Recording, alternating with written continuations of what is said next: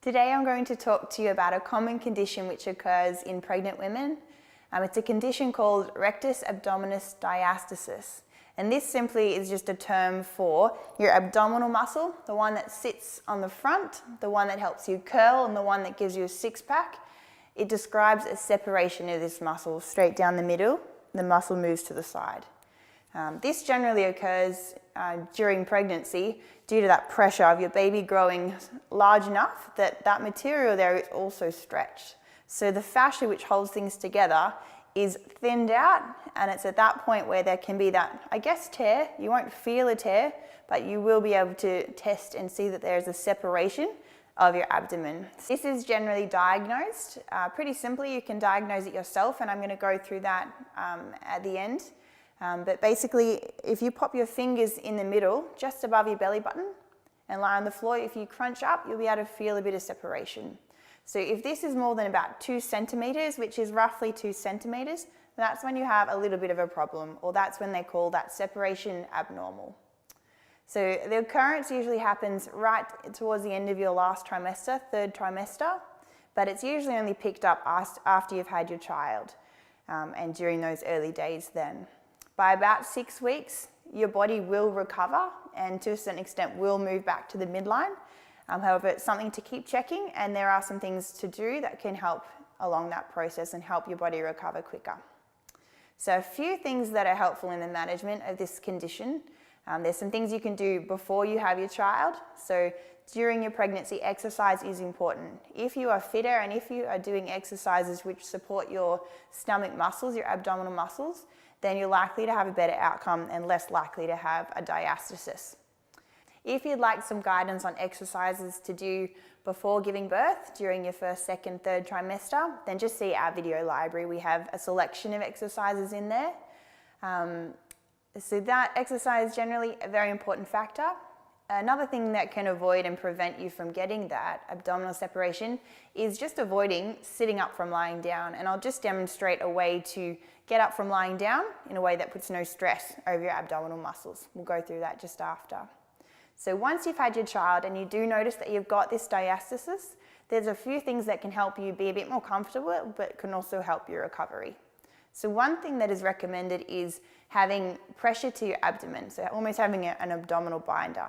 I like to recommend the SRC pants. It's basically like a gym tight, but it's made for people post-birth. And it just provides support, but it's comfortable, and it allows your body to have time to heal. All the connective tissue that has separated or been damaged, it takes the load off it and just gives your body time. So exercises are also important post-birth to strengthen up your abdominal wall. We want to avoid more crunching, so we're not going to strengthen up in that way. But there's more than one muscle that makes up your abdominals. So there's actually 3 parts. You've got your abdominals that are on the top. That's what can separate, and that's what helps you to flex. You also have your side abdominals, which help you to twist. And then you've got abdominals that stretch from your belly button all the way around to your spine. And this helps to stabilize your body. So it's there that we want to work on. And I'm going to show you a couple more exercises you can start with that are quite safe and comfortable straight after having birth. It's also important to just avoid that crunching up from that lying position as well. So I'm going to show you some movements now. I'll show you now how to test for your rectus abdominis to see if there is a separation. So lying on your back, knees bent up, pop your fingers below your belly button, just below, and then come into a little mini crunch. You'll feel your abdomen tighten. If there's a separation, you might feel a little bit of a gap. You might be able to fit 1 finger. If you can fit 2 or 3 fingers across, that's when it's starting to be, it's not of concern, but it is abnormal. So there is that separation there. You can keep testing this every week as well after you've given birth, just to see if it is improving. Often it will keep improving over the next 6 weeks. So another position to avoid is lying and getting up during your pregnancy, but also after. This puts a lot of strain on your abdomen. So when you're lying down, instead of coming up forward, what's natural, just roll your body to the side, push up through your arm, push up through your elbow, and sit up. Absolutely no strain to your stomach. 2 exercises which are important for management of this condition after you've had your baby. You can do these ones before, they're very safe, very comfortable. These exercises are going to strengthen your abdominal muscles without straining your rectus abdominis, which is the front muscle. So there are 3 muscles that make up your abdomen. You've got your rectus abdominis, which crunches, your obliques, which twist, and then your transverse abdominis, your TA, which goes from your belly button all the way to your spine. And this one here is your stabilizer. So that's what we want to work on now. So if you get yourself lying down, again, knees bent up, very simple. All you want to do is think about your belly button sinking down into your spine.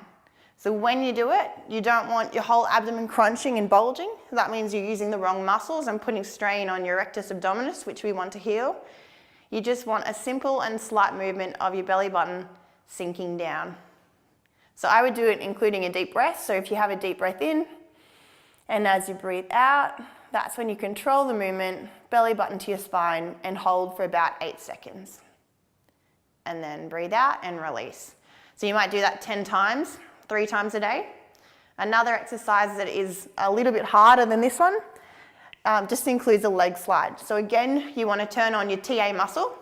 So you want to drop your belly button into your spine, have the control there, and then you want to slide your left leg out, keep the muscle on, slide it back. Then relax, breathe again, and as you breathe out, turn your belly button down to your spine, have the control, and slide your leg out, and come back up. So don't sit up again like that, roll to your side. So those 2 exercises are simple, but they start to activate a really deep stabilizer, which is so important for your body. There are more versions of this and progressions as you get better and as you get stronger. We're happy to share those with you or talk to you about those in the office, but have a look online, have a look at our other videos as well. Hope this has been helpful.